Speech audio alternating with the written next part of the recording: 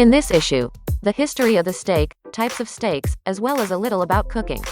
A steak is a well-done thick piece of meat made from the finest cuts of beef. To obtain a quality dish, only the meat of young bulls, from a year to a year and a half, of certain meat breeds is suitable.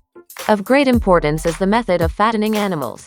Grain-fed gobies are most valued. For example, in America corn is preferred, in Australia, wheat, as they form delicate fat layers inside the muscle fibers. This beef, called marbled, is tenderer and juicier than grass-fed bovine meat when cooked. Pieces for steaks are cut from those parts of the animal carcass that did not participate in muscle movement. The meat is cut into thick, not less than 3 centimeters and not more than 5 centimeters, slices in the transverse direction. This cutting will then allow the heat to flow evenly through the pores of the fibers, quickly heating the meat to the right temperature. It is also interesting that steaks are never cooked from fresh meat. Beef must mature from 15 to 23 days. Such a period is necessary in order for the muscle tissue to become more loose and tender during the fermentation process. History of the steak. In medieval Europe, beef had a low reputation. It was almost exclusively the meat of old cows and bulls. Surplus cattle were slaughtered at an early age, so veal was quite common in the cuisine of the wealthy segments of the population. The widespread practice of castrating young bulls and fattening them up for meat began in England and only later spread throughout Europe.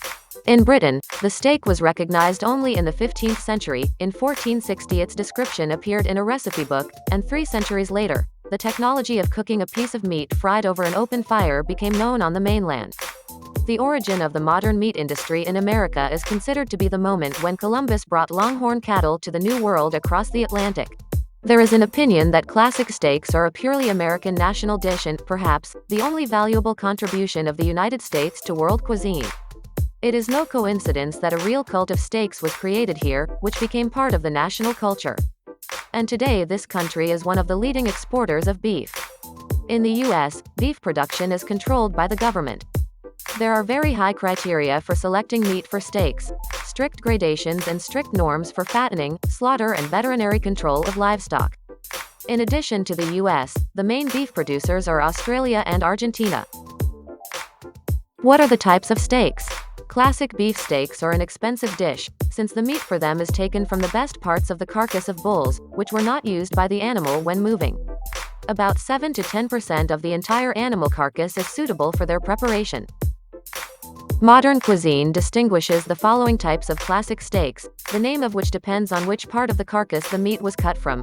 Ribeye steak, the most unpretentious in cooking, juicy and soft steak. Tomahawk steak, the same ribeye steak, only with a whole rib bone. Club steak, cowboy steak, ribeye on the bone, has a small rib bone. Striploin steak, New York strip, T-bone steak, steak on a T-shaped bone. Porterhouse steak, filet mignon, contains almost no intramuscular fat. Chateaubriand, fried whole or in portions, most often for two. A little about cooking steaks. At first glance, a steak seems like a fairly simple dish in the form of a piece of meat fried on both sides. However, the process of working on it hides several subtleties, starting with the correct choice and preparation of meat and ending with the technology of frying it. Equipment for cooking steaks is an oven or charcoal oven, where the heat coming from all directions creates pressure inside the piece, as well as an electric grill, charcoal grill or grill pan. In order for the meat to turn out tasty and correspond to the desired degree of roasting, it is necessary to maintain a certain temperature regime and observe the cooking time. You are on the EasyFood channel. We make it easy and fun. Subscribe and stay with us. Don't miss the following video.